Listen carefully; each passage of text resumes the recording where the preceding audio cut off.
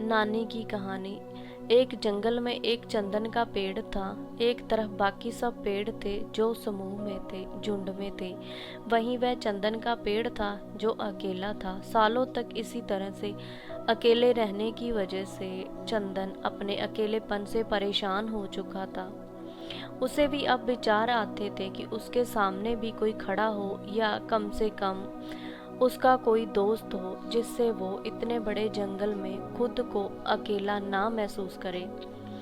एक दिन उसने अपने सामने कुछ अंतर पर खड़े पलाश के पेड़ से कहा, तुम तो दिखने में बहुत सुंदर हो, तुम्हारे कितने सुंदर फूल हैं, मुझे पता है तुम्हारे कई सारे मित्र होंगे, लेकिन अगर तुम चाहो तो मैं भी तुम्हारा मित्र बनना चाहता हूँ। कैलाश का पेड़ मुस्कुराया और बोला, हाँ हाँ क्यों नहीं, बल्कि मुझे तुम्हें मित्र बनाकर खुशी होगी, क्योंकि तुम ज़्यादा सुंदर ना सही, लेकिन तुम्हारी खुशबू इन पूरे जंगल को महकाती है। तुम्हारी वजह से हमारे आसपास भी की हवा खुशनुमा रहती है और हमारा दिन अच्छा गुजरता है।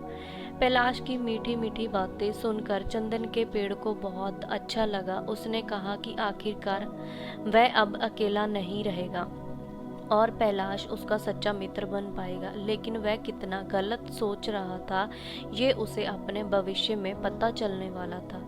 एक दिन एक लकड़हारा कैलाश के पेड़ की छाया में आराम कर रहा था।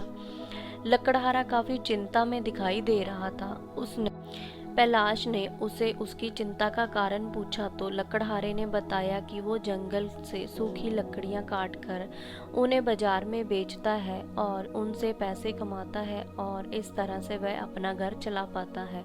लेकिन आज पूरा दिन जंगल में घूमता रहा, फिर भी उसे कोई भी सूखा पेड़ नहीं मिला उस जिसकी लकड़ियों को वो काट सके। आखिरकार थक कर वो आराम करने बैठ गया।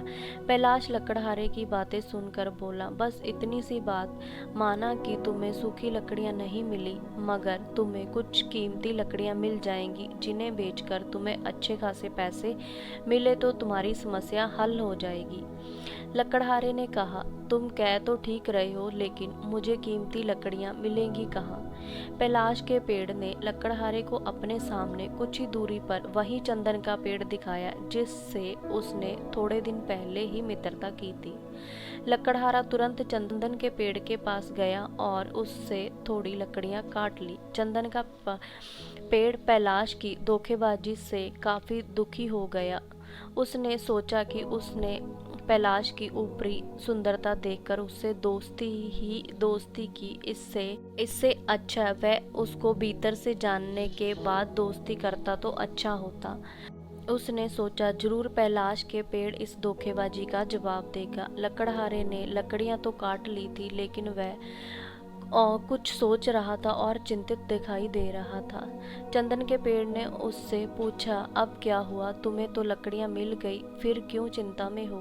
लकड़हारा बोला, मुझे लकड़ियां तो मिल गई, लेकिन जल्दबाजी में घर से रस्सी लाना ही भूल गया।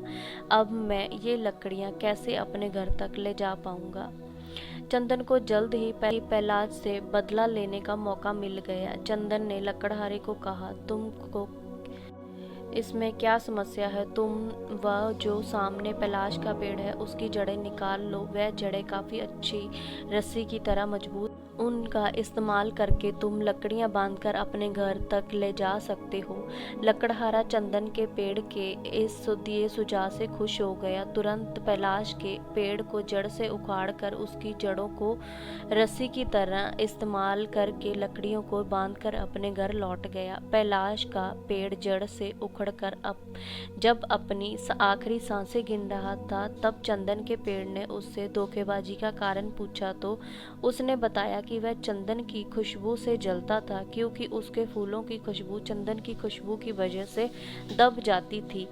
सभी चंदन की खुशबू की तारीफ करते थे बजाय उसके फूलों की खुशबू के। उस दिन से चंदन के पेड़ ने तय कर लिया था कि किसी को भी अच्छी तरह से जाने बगैर कभी दोस्ती नहीं करेगा।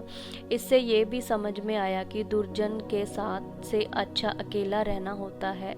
तब से चंदन का पेड़ जंगल में